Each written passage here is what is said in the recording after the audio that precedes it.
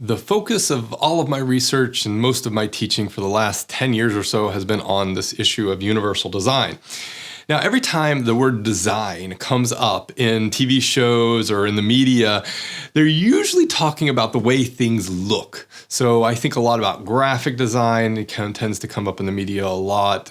Issues around fashion design comes up a lot, which is almost only about the way things look.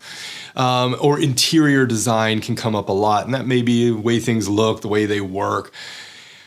But recently, I've been taking a more holistic perspective to this topic of design. I think of it more as an approach to innovation, to creating new ideas, to creating new solutions. And this is kind of how that journey evolved. When I first encountered the topic of universal design, the design part wasn't really what interested me. I was just like, oh yeah, it's design. It's this thing that people do. What interested me was the universal aspect of it, because it just felt very anchored in human rights. Design just kind of felt alien to me. I wasn't a designer, so it wasn't something that really resonated. And I just took it as default that there are people who designed websites, who designed technology, and that was their job. You know, they might have been graphic artists or people involved in prototyping or programming those technologies.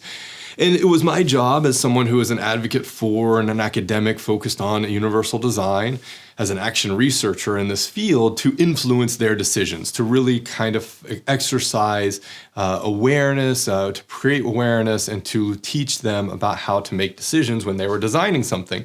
So I just really dismissed, generally speaking, this field of design altogether. I just said, this is not something I'm particularly interested in, but universal part of universal design I was really interested in. Now, my university has a very large product design department, so on occasion I would mix it up with that group, and I would try to learn a little bit about what product design was all about, and it, for me, just always seemed to come down to things like furniture. How do we design a piece of furniture to work a little bit better? How do we make a chair look more elegant or more ergonomic? And so again, it didn't really resonate with me as a field. It just didn't feel compelling enough to give my attention. Now, bear in mind, I know nothing about design, product design. So, I'm giving the field a very, an unfair assessment, an unfair evaluation. But it really just kind of went into the same box that web design went into. It was just something that other people did. It wasn't necessarily something I was too interested in doing. A few years later, I had a chance to co-create or to help support a startup based in Kampala, Uganda, called Mufano. Now, that company is focused specifically on business design, and I'd never heard of business design before. This was a totally new thing to me, but it kind of made sense. Okay, so if we just take design for a moment as being an approach to intentionally create something, to intentionally acknowledge your decisions or make some intentional decisions, then we can think about that in relation to design, that if you're creating a new business, or in relation to business design, so if we're creating a new business, then we should be intentional about the choices we make when we're creating that business. Easy enough. And it fit really well with this whole idea of universal design, and especially around innovation, because then I could see that there is a connection between the way we approaching universal design, the way we're approaching business design, the way we approach innovation. That all kind of linked together. And so now design for me kind of took on this entrepreneurial angle. So I could see that how entrepreneurs have to make decisions whenever they're creating that new business. And if we take a universal design perspective to that, then they're thinking about the social impact of those businesses. They're thinking about their products and services, how they can be usable for everyone. They're really taking a more critical approach to their business model, to how they market and everything like that. So I dabbled there and started integrating this idea of business design into my overall work in universal design, which I found to be pretty straightforward.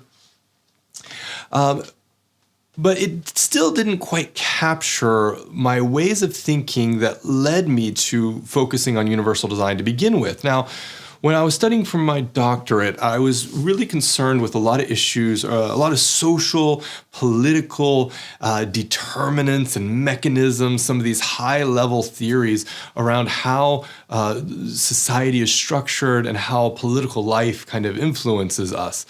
And so I never really kind of thought that universal design hit these issues. They were kind of more abstract ideas that I could use to understand this field of universal design, but it was never that they were immediately connected to them until one day I met a student.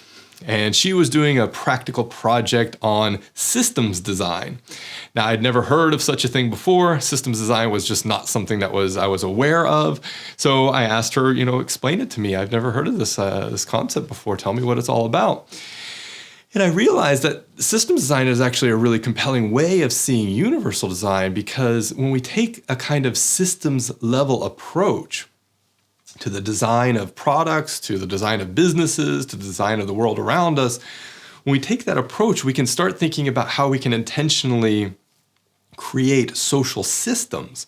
And so this fits in with universal design really, really well, because when we talk about social exclusion, when we talk about marginalization, if we can create social systems like educational systems, healthcare systems to be inclusive and to promote equality, that really gets to the heart of universal design, of what universal design is. So we can now, systems design really enabled me to take a more holistic view of the design process and how we see design. So now I was able to finally connect some of the higher level theories and models around our beliefs and our values and how that influences the way we behave, and integrate that with the universal design perspective. And this was this was kind of a missing link for me that I needed in order to understand universal design even better. So now I have a way of thinking about universal design that doesn't just stop at a product. It doesn't just stop at a user interface, for example. It gets into the way I see universal design. It gets into the businesses and the organizations, how they are designed, how they are created.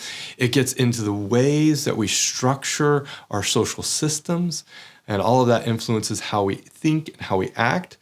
And so I think of universal design now as less as a universal way of making something usable, and more as a universal approach to understanding this field of design, to thinking about design. So the takeaway here is this: do not close yourself off to new and different ways of thinking, no matter who they can come from. When you shut yourself off to new ideas before you fully understand them, then you really stop learning. It's imperative that when we're exposed to new ideas, that we try to understand them, and we try, if it's appropriate, to learn from them. So stay open to new knowledge, no matter where it might come from, because it can provide you with a new perspective, and it can really help you evolve your thinking.